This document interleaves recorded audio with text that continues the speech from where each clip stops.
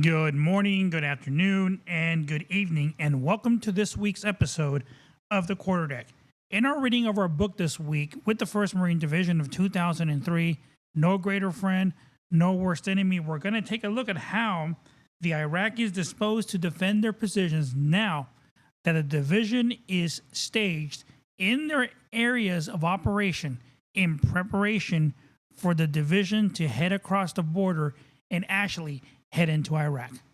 In our hero highlights this week, we take a look at the story of Private First Class James Dennis LaBelle. Drop and give me 25. I'm the gunny.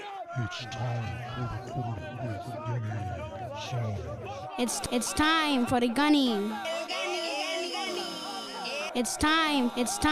The Quarterdeck. Lights, get online right now. You got 10, 9, 8, 7, 6, 5, 4, 3, 2, 1, 0. The Quarterdeck. It's time for the gunning. Hello, my bunch of knuckle-dragging, beer-drinking, hard-charging devil dogs. You're listening to The Quarterdeck. I am your host, Miguel, the Gunny Signs. Get off the bus! I do solemnly swear. That I will support and defend The Constitution of the United States.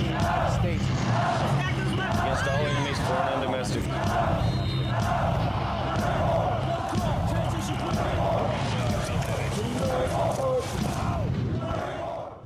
With so much tension and everything going on over there in Iran and the fight that's starting over there with Russia and all these things that are happening, North Korea doing its own thing and everything, there's so many things on the news regarding all that stuff and everything. And I don't know, it seems as if every time something is happening, whether it's elections or anything else, everything is distracted to go into somewhere else. And that's nothing new. It's always been going on. And it's just some of the things that, that we realize and we can see of what is going on. Now, I don't want to get into no political stuff, so I'm not going to. But I just want to kind of talk about the things that are going on in the news. And especially now, my son was watching the news with me, and he's like, Dad, what's going on? Are we going to get bombed here in the United States? And, that's a very, very good question for a young kid to ask, because he sees all this stuff on the news, on the internet, of all these things that's going on. Now, with me, when I was growing up, yes, did we see the news? Yes, we did. But was all this information readily available for me to be able to see it right away with the things that are going on? There's so many videos that are going out of people recording stuff with their cell phones, the bombs going off over there, with the explosions and everything, and they're using that, especially for the news, for them to be able to do that. Now, with that being said, of course, the United States is going to do its part and do what it's got to do to either send more Marines out there, to just patrol the area to ensure that their presence is there, knowing that, hey, we're watching you, and if you continue to do certain things the way you're doing, we're going to come in there and we're going to do something about it, as well as some of the other forces that are out there. Now, is this going to lead to one big giant battle or war? Don't know. I do not have the answer to that question. The only thing that I tell my son is that we need to be prepared for anything that may happen, and whether that means for us to take care of each other. And again, it goes like I've been telling my wife for many years. She keeps asking me, why do you keep buying different types of guns for this and all that stuff and everything else? Hey, we don't know what the heck is going to happen. We don't know what's going on. And I'd rather be prepared to have things here to be able to take care of the family and to ensure that we are going to be safe and that nothing is going to happen to us. So it's better to be prepared than for something to happen and you do not have whatever you need in your house in order to defend yourself. There's so many people that I've talked to and stuff, and they're like, oh, these people have it so bad and all this stuff. Here in the United States, it sucks, and they don't like the way things are going here. And one of the things that I always tell them, well, that's fine. Go ahead and pack up all your stuff. Go down there to the country that you want to go to and see what life is like over there compared to the way that it is here in the United States. It took me a while to realize and to understand when I first enlisted into the Marine Corps of all the things that I had here in the United States that were so much easier for me to have certain things here, that when I was deployed and I was out there in those third world countries, that I missed having those certain things because, hey, I didn't have them. I mean, having a clean bathroom wherever I went, man, that was something that I literally took for granted. being able to have freaking toilet paper, that freaking white stuff, the shit paper that you use to wipe your ass. Here in the United States, when you get down there in those third world countries, they don't even have that sometimes. They use other things, whatever they have, in order for them to wipe their ass.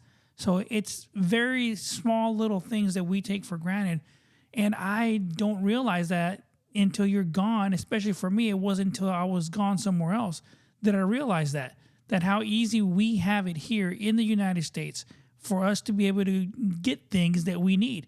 And, with that being said, there's so many other things going on, especially in the Marine Corps right now, of Marines preparing themselves in the event that they have to deploy.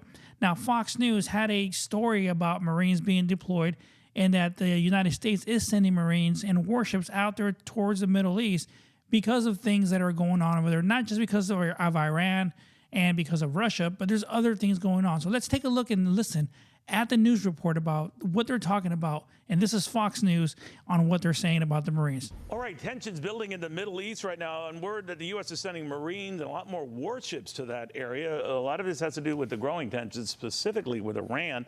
Jennifer Griffin has more now from the Pentagon. Hey, Jennifer.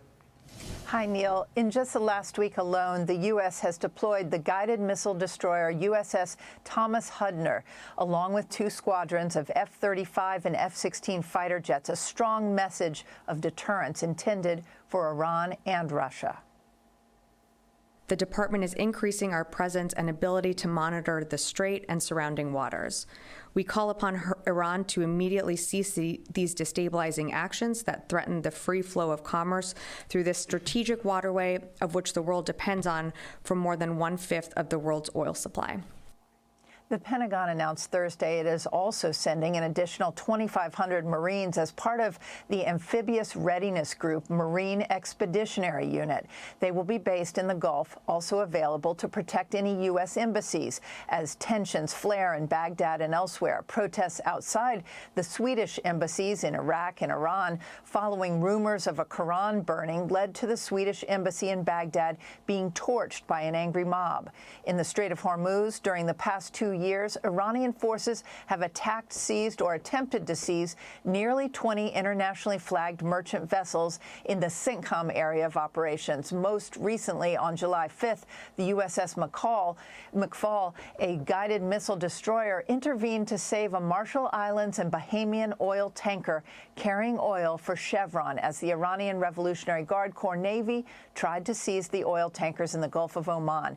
U.S. A-10 Warthog warplanes then began patrolling in the skies over the Strait of Hormuz to deter Iranian aggression. Just last week, Neil, a senior U.S. military official told us he worries if the U.S. takes its eye off the Middle East in its rush to deploy assets to the Pacific, that bad actors will try to take advantage. This latest deployment of American forces is to send a loud message of deterrence. Fox News is just only one of the actual news broadcasting stations that is out there that broadcast all this stuff. Now, for me, I personally just listen to Fox News. I don't watch any of the other ones. That's just me personally, the ones that I decide to listen to and stuff. But every news broadcasting station is different. They pick and choose of what the story they want to actually put on the air and all that stuff. And that's nothing new because, they're going to put whatever stories out there that's going to grab the attention of the people that are out there to be sure that they drag them into the story of what's going on. What are people wanting to hear and what are they wanting to talk about right now? That's the most important thing. But, this story goes all the way back to July when they were talking about that they're going over there. And they're talking about the Straits of Hormuz in that area over there. And I can remember in our deployment that we were on board the USS Fort Fisher back in 1997, when we headed out that way, we had to go through the Straits of Hormuz. And I can remember that the whole entire time that we were going through there, through the Straits of Hormuz, all the Marines in particular, had to be down in their quarters inside of the skin of the ship. They did not want anybody outside because they needed to make sure that they had the people manning the guns and everything on the ship in the event that there were people out there, the pirates or whatever they were patrolling the area, that they want to take advantage of it and they want to try to board a naval vessel and do whatever they want to do. So just like they're talking about with the oil tankers going through there and stuff, are they attacked a lot? Yes, they are. There's the pirates that are out there, whether they're from Iran or wherever they are, they attempt to take charge of these boats with the oil, with all the other stuff that's on there, to ensure that they can gain something from this. And, you know, it's important because, you know, like they talked about on the news, that's a lot of the oil that comes out of there to come to the United States and other places that it goes to. So it's important that, you know, those boats, those ships are able to go through there with no issue and stuff like that. So, you know, so many things that are going on. And again, just like we talked about last week, with social media, with everybody having a camera, a video camera on their phones, it's going to allow people to be able to record stuff and send it to the news and post it on all the social media stuff and allow much more people to get access to what is going on. So, you know, it's important. And we have to understand too, hey, you know, some of the things that we record and we post on social media, you know, may not be suitable for everybody. All the kids that are watching these things, it may not be suitable for them. It's just like I talked about a couple of episodes ago when I was with my son at his boxing classes at the gym. There was an incident that occurred here in the border from Mexico to the United States. The people were lined up to come across the border, and a car pulled up and shot up a truck that was in line getting ready to cross the United States. Come to find out that that was a whistleblower for the cartel. They were telling information to the police and to Border Patrol coming across and stuff, and this was something that was going on for a while. And they pulled up there and they shot him. They killed him right then and there, and people were driving by, taking videos, taking pictures, and posting it online. And some of the kids that were there in the gym, they were showing it to like the 6-7-year-old kids that were there and allowing them to see a dead body inside of a pickup truck. Now, okay, to me, whatever, it is what it is. I've been there. I've seen dead people in vehicles on the ground and all those things. So it's nothing new to somebody that's kind of used to seeing stuff like that. But here we are talking about young kids. What kind of crap is that you're going to show them that and traumatize them because they've never seen stuff like that? Now, I could take it if we were down there in the Middle East or stuff like that. Those kids down there, holy crap, the shit that they see and they look at every single day, man, it's horrifying. It's terrifying, the kind of life that they live and what they have to deal with on a daily basis, especially over there. So again, we as Americans here in the United States have the luxury of not having that kind of stuff every single day that our kids are going to be living through and having that inside their brain housing groups for the rest of their lives. So it's very, very important. And coming across the border, there was a news broadcast the other day where they're showing that people coming across the border that are seeking refuge and all that stuff, it's not just people from Nicaragua, Venezuela, all those countries there that are coming over here. They detained over 150 people that were coming from Sudan, coming over here into the United States. Now, these individuals had AK-47s tattooed on their forearms. So obviously, to me, in my opinion, the way that I look at this is that they don't have firearms tattooed on them for no particular reason. Oh, just because I go to the tattoo parlor, like, hey, tattoo a gun on me. That's what I want to do. I look at this as these could be trained units that are coming across trying to seek asylum here in the United States to sit here in preparation for something else, something bigger that they could be planning on what they're planning to do here in the United States.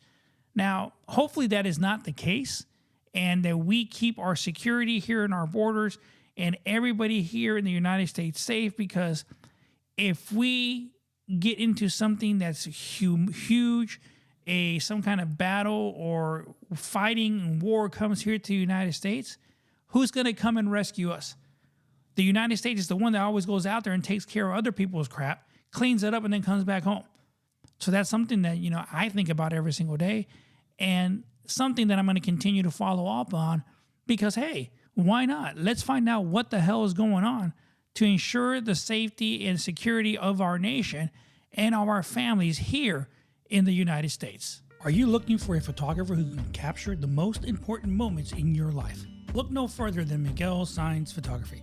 Miguel Saenz is an award-winning photographer with a passion for capturing the beauty and emotions of weddings, family portraits, and special events. With years of experience and a creative eye, Miguel Signs will create stunning images that you'll treasure for years to come. Whether you're looking for a traditional wedding album, a unique family portrait, or a professional headshot for your business, Miguel Signs Photography has the expertise to bring your vision to life. From the initial consultation to the final product, Miguel Signs will work with you every step of the way to ensure that your images reflect your unique style and personality. Don't settle for mediocre photographs that simply document an event. Trust Miguel Signs Photography to create timeless images that capture the essence of your special moments. Book your session today and experience the magic of Miguel Signs Photography. Visit Miguel Signs Photography online at miguelsciencephotography.com to see examples of his work and schedule your appointment today. What we're gonna do right here is go back. Way back into time. Last week in our book, the division is now staged and prepared to head over the border and into Iraq. So last week we talked about how the division was there and how the Iraqi army can actually see the division there and just look at them, because now they were looking at each other face to face, ready to go. Now, on that day, on March 17th, when we were woken up in the middle of the night, say, hey, grab your stuff, it's time. We got the word, we got the orders. And when we headed over there to our staging areas, we were excited.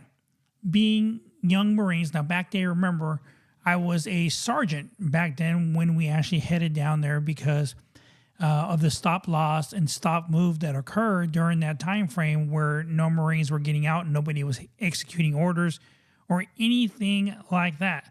And that affected a lot of people, including myself. It affected me because I had orders to go to the drill field to go to a drill instructor school.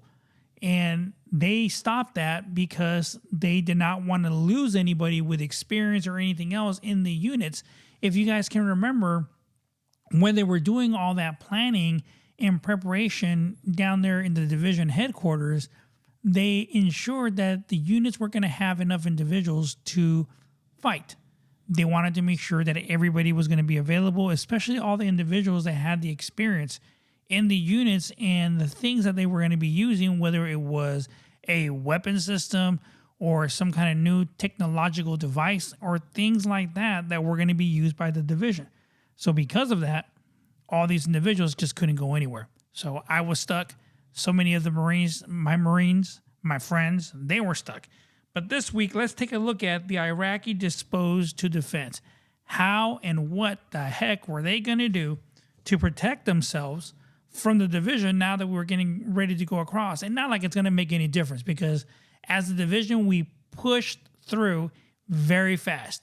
From there all the way into Baghdad, and we were there in a heartbeat, getting there to ensure that we were able to actually execute the orders that were given to us in order for us to be successful. So let's get on with the story and can see what the division and what the heck the Iraqis were doing. So on the eve of the battle, the Iraqis hunkered down in a largely set peace defense across the division zone. At the border, the division faced screening and reconnaissance elements from the Iraqi border guards, regime security services, and the Ba'ath militia. So we can see the Iraqis were patrolling the border just to get intelligence and to find out exactly what the division was doing. Now that caused the tension to be high because we could see them. We could see their vehicles coming to the border and patrolling and observing everything that was going on. Now this was something that we were not used to. Remember, these were all young Marines. None of us had any kind of combat experience. The only thing that we knew was what we trained for. And what we trained for was to be prepared to go to combat. And here we were, looking at it, right dead in the face. Human intelligence had reported reinforcements of the defenses in the Safwan area.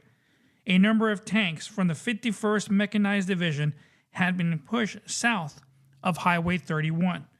The border guard and the regime troops patrolled the border in isolated groups, supported by mortar fires.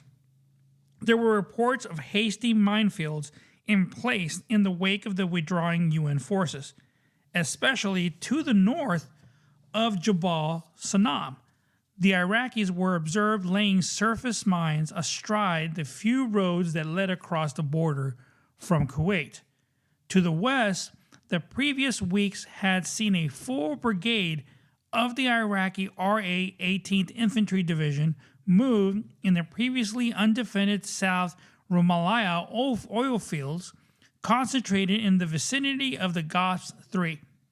The South Rumaillah Intermediate Pump Station, a battalion of D-30 howitzers, directly supported this brigade, with a general support provided by at least 2 batteries of Type 59-1s and 1 battery of GNH 45s. This position appeared largely unsupported by other maneuver elements. However, the stood isolated in the oil field infrastructure.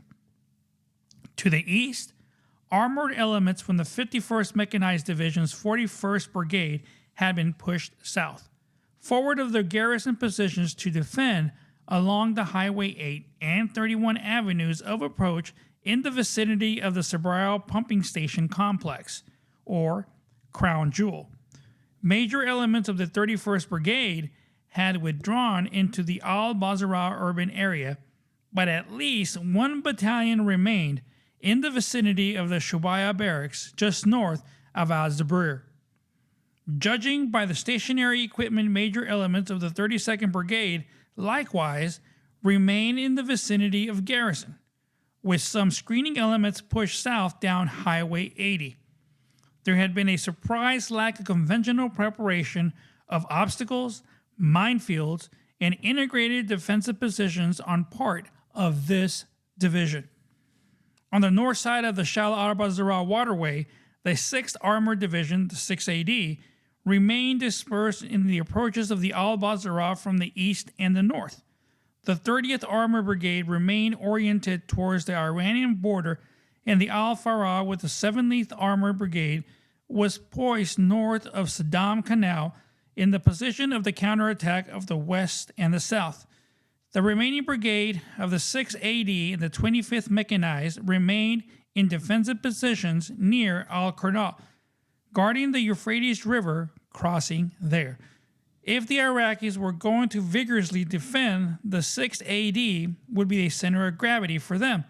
The 6th AD had older equipment, but had over 100 T-54s, 55 main battle tanks. The Iraqis could do little with the conventional military forces to stop the 1st Marine Division's assault, but the 6th AD was their best bet to attempt to delay it. The 11th Infantry Division's 11th ID remained spread across the marshes of the east of Al-Naziriyah and had reportedly set one of the brigades to reinforce Al-Bazrah and a part of the Qasar. The division's G2 had expected to see the 11th ID consolidate in the Al-Naziriyah defenses, but they had not done so by the time the division commenced its attack. By all appearances, the Iraqis had chosen to use the 11th ID to maintain control over the local Shiites, while other regime forces defended an Al-Naziriyah choke point. The city of Al-Naziriyah was reportedly defended by at least a brigade of reinforcements from the north, composed of elements of the Republican Guard, Ba'ath Militia, and the unknown number of preliminary fighters, located at the waist of the Hourglass choke point. Al-Naziriyah presented challenges to the long-term stabilization similar to the ones of Al-Bazrah area did. The division hoped to avoid the enduring tasks that would accompany securing and stabilizing the Al-Naziriyah urban areas, leaving the mission to the Task Force Tarwa. The Iraqi missile and rocket forces were still reported operating throughout the division zone, with at least a brigade worth of launchers and missiles in position to range border areas and Kuwait. There had been no reduction in the number of reported sightings of imagery detectives of these systems, and the words of the regime's previous threats are still rang in the division's ears. The regime had told the Iraqi people to be strong for 72 hours to withstand the division's ears. The regime promised this would give them time to launch a massive retaliation using their missile forces. The Iraqis had experienced some success to date in hiding these forces from coalition targeting, and all of these systems were possibly chemical capable. The strong words were likely just more bluster and the part of the regime's hierarchy in order to buy time for their own escape. But the possibility of the employment of chemical weapons in the opening days of the war could not be dismissed out of the hand or wished away. Now, that was so true, because even though they were saying that these missiles had the capability for warheads that were nuclear, or not nuclear, chemical. Dang, I'm thinking about nuclear war already. Oh my God, that would have been heinous. But they had the chemical capabilities to be able to shoot these missiles to the forces that were right there along the Kuwaiti-Iraqi border and shoot all the way into Kuwait, which is why the division had moved all the artillery units away from Camp Matilda, because that would have been one of the primary targets that the Iraqis would have targeted because of all the artillery ammunition and all the artillery weaponry that was located there. So as you can see, man, these individuals, they're planning, and it's just a big game of chess. That's all it is. A big game of chess from our commanders, their commanders, of what they're playing. And that's why it's very, very important that you are able to, plan all these things that are going on, because when one makes a move, the other's going to make a move, and it's going to go back and forth. And that's just the way that it's going to go. So the division is ready. They're ready to head across, and now they're able to see exactly what the Iraqi army is doing. So this will allow them to be more prepared, and the division is going to kick ass and be more successful. Hero highlight. Private First Class James Dennis LaBelle enlisted in the United States Marine Corps Reserve on 18 November 1943. 15 months later, on a remote Pacific volcanic isle, he earned the coveted Medal of Honor, the highest military honor awarded by the United States. Born in Columbus Heights, Minnesota on 22 November 1925, James LaBelle lived a life parallel to that of the average American youth. He attended grammar school in his neighborhood in Minneapolis, and in his spare time vied with other boys his age for top honors at the basketball court and the baseball diamond. His spare time favorite was the raising of home pigeons.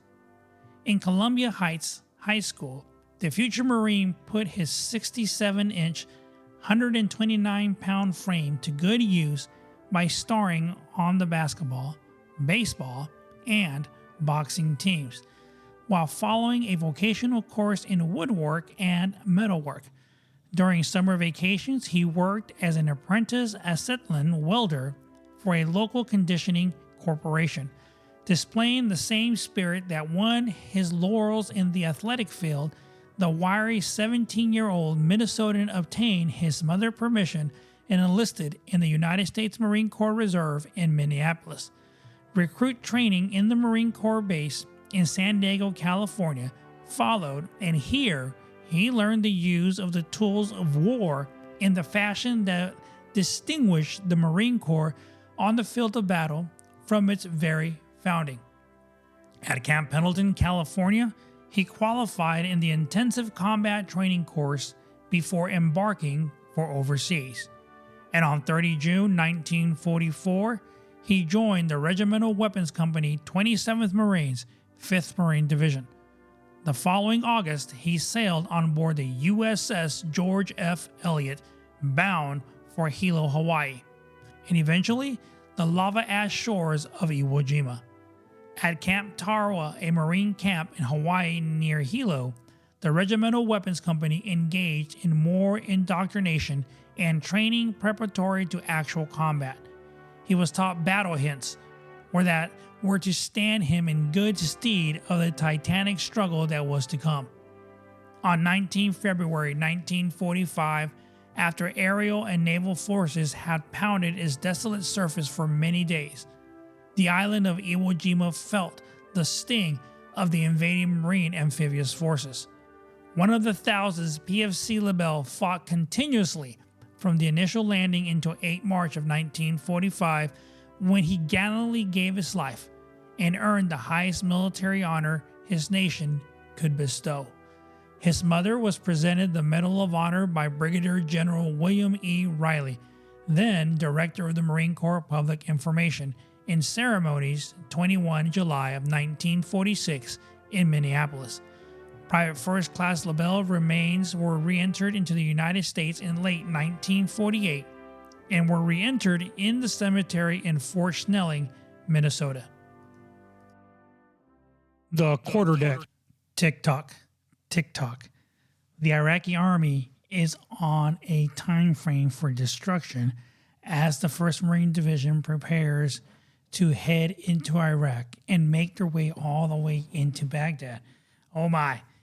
Tension is rising and rising and rising, because I can tell you guys from my own experience, the excitement, the adrenaline rush that we had as we prepared to actually start the engagement into Iraq. Man, it was an amazing experience. I can't even explain it to you guys, because if you weren't there, you're really not going to understand exactly what was going on. But next week in our reading of our book, With the 1st Marine Division in 2003, No Greater Friend, No Worst Enemy, we're going to take a look at 19 March, the day that the division poised for battle, and how important that day was. And I'm going to tell you guys some of the experiences and the emotions that I felt that day as we prepared to execute the very first fire mission that we were going to be shooting from our howitzers into Iraq, knowing that this time, when we fired our weapons, they were going to head downrange. And these weren't targets. These were actual live people, enemy, that were trying to kill us. But the mentality that I had and what I told all the other Marines was, remember, it's either them or us. And we need to make it home to be with our families. So that was the mentality that we had to have in order for us to make sure that we were ready and prepared to actually head into country and, be successful in the battle that we were going to be going into. Because, man, I tell you guys, that feeling and excitement was there, because wow, just wow, because nobody was even ready or prepared to head in there. So we'll see. We'll get into more detail next week, and we'll talk about that epic day that the division actually headed into country. In our hero highlights next week, we'll take a look at the story and the heroism of Second Lieutenant John Harold Leames and what he did to earn himself the Congressional Medal of Honor. Like always, I want to thank all my loyal listeners for tuning in every single week. A big shout out to you guys. And always remember, you can leave us comments and questions on our Facebook page, The Quarterdeck with Gunny Signs.